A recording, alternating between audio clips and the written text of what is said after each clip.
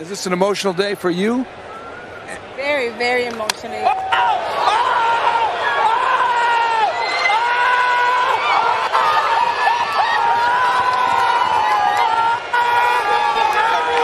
That is so cool. I hope that one day when I have children, I'll be able to get interviewed while my son is playing baseball, or while my daughter is playing basketball or softball. Whatever the case is, I hope that one day I can experience what that dad just experienced. Absolutely amazing. I almost shed a tear. It was great. What's going on, guys? It's Fuzzy. Welcome back to yet another Major League Baseball recap. The second video that we posted yesterday was about the Boston Red Sox, and man, a lot of you guys, I got some mean comments. One dude said that I was a 23-year-old living at home and I had no future in baseball. Well, the 23-year-old part was right, but I don't live at home and I feel like this channel. Anyways, I thought that was pretty ironic. Anyways, that's besides the point, guys. We're gonna go ahead and get into today's video. There's so much baseball to talk about. There was a cycle that was hit yesterday. There were some walk-offs. Christian Yelich and Cody Bellinger, they're still competing for the home run lead in the National League. So without further ado, let's start talking baseball. Anytime there is a walk-off, I really like to start off the video with that clip because Miguel Sano, he is one of the biggest human beings in all of baseball, and the fact that he won the game yesterday courtesy of a home run,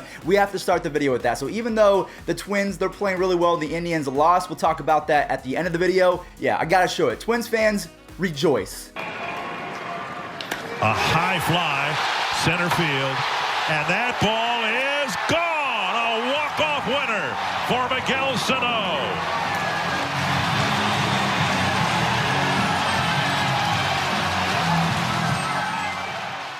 So this was I haven't really seen this too much in the last couple of years, if ever. My memory sometimes doesn't work properly because I cannot remember a time where someone hit a cycle, but their team actually lost the game. And that happened yesterday in the Orioles versus the Yankees game. Jonathan Villar, who's having a great 2019, he hit the cycle, but the Yankees still smacked the Orioles. So that just kind of seems like that's the Orioles 2019 season in a nutshell. Someone hits the cycle and they lose by 3 runs.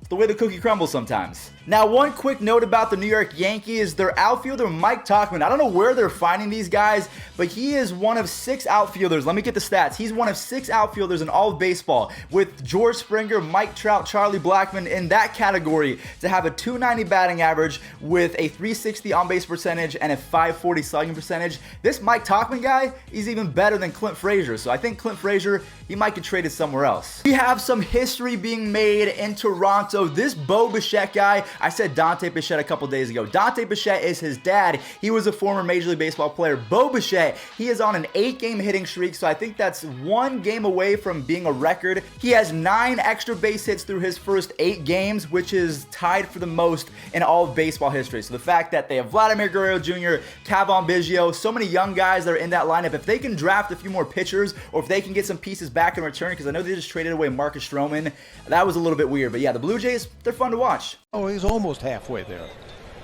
I like his chances, the way he swings the bat. It's a high fly ball deep to right. Kiermaier at the track. This is going to go. Home run, Bo Bichette. About halfway toward the seats. His mom, Mariana, standing up cheering.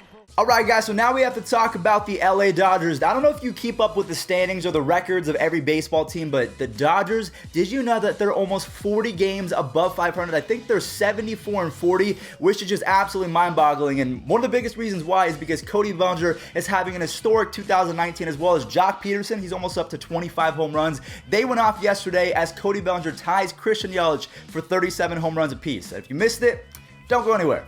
I got you. Yelich more. Oh my gosh. Oh my goodness. If it's fair, it's gone. It's fair into the loge. Downhill with another 1-2. Peterson digs it out. Rising line to the right. Way back there and gone. It's going to be such a tight home run race. Cody Bellinger just tied Christian Yelich for 37.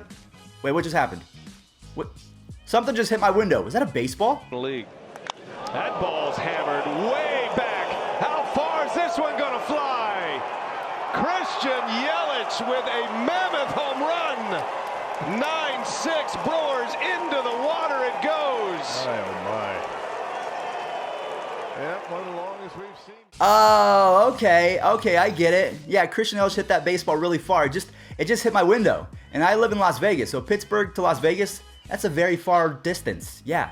So there you guys just saw the Brewers were able to beat up on the Pittsburgh Pirates. It seems like the Brewers always win against the average or the below average teams, but when it comes time to beating the Cubs or the Cardinals, there's something doesn't happen properly. Christian Yelich, though, this man is on an absolute tear. He is on a mission to show the world that he is not a fluke. Everyone said 2018, it's not going to happen again. Christian Yelich, he just got lucky. Yeah, he's showing that it's skill, it's pure skill, not luck, as he hit his 38th and 39th home run. He does not want to be tied with Cody Bellinger. He's almost at 40 home runs. I mean, this guy has a chance to hit 55 or 60 home runs. I don't think anyone's been close to 60 since Giancarlo Stanton at 59. But guys, let me know in the comment section down below, now that we've seen Cody Bellinger and Yelich go yard on the same day for the first time in 2019, who is going to take the MVP? Is it Yelich or is it Bellinger? Because the Dodgers, they're so much better. I mean, they might give it to him because his team's better. Chicago Cubs did in fact get better at the trade deadline. They also added Craig Kimbrell. He hasn't been performing that well, but the Cubs are better than what they were 2 months ago. Nick Castellanos hit his very first home run as a Chicago Cub,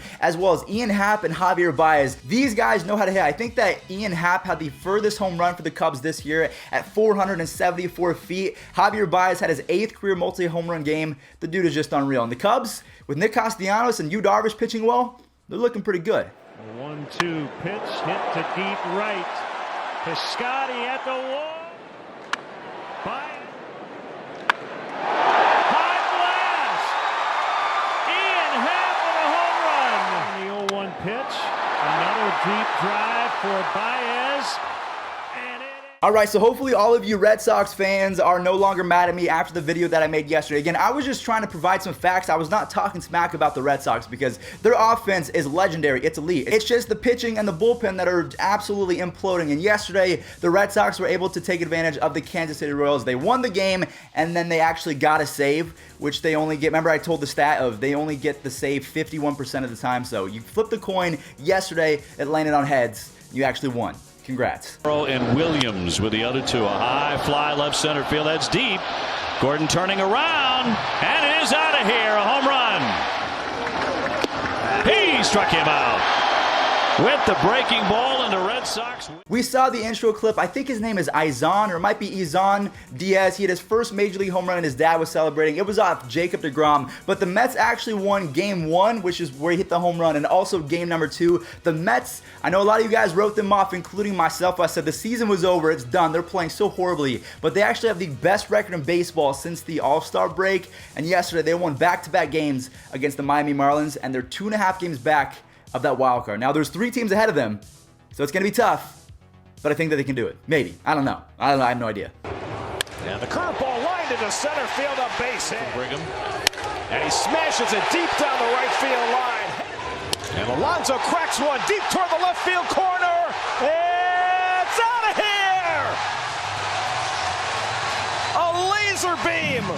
Speaking of the National League wild card, we're going to talk about 2 teams that are still in that hunt. They're trying very hard because the Braves are really good. The Phillies are still adjusting to their new lineup with Corey Dickerson. And then the Nationals, they're still in the hunt as well. So the Phillies won, and then the Nationals, it was kind of a boring game because there was no home runs. But their pitchers, they did really well yesterday. So both the Phillies and the Nationals, they're vying for both a playoff spot and a wild card spot. So we'll see if it can happen. Either way, they both took the dub yesterday. He leaves it off. And he lines one to left field. Going back on it is Peralta, and it is gone.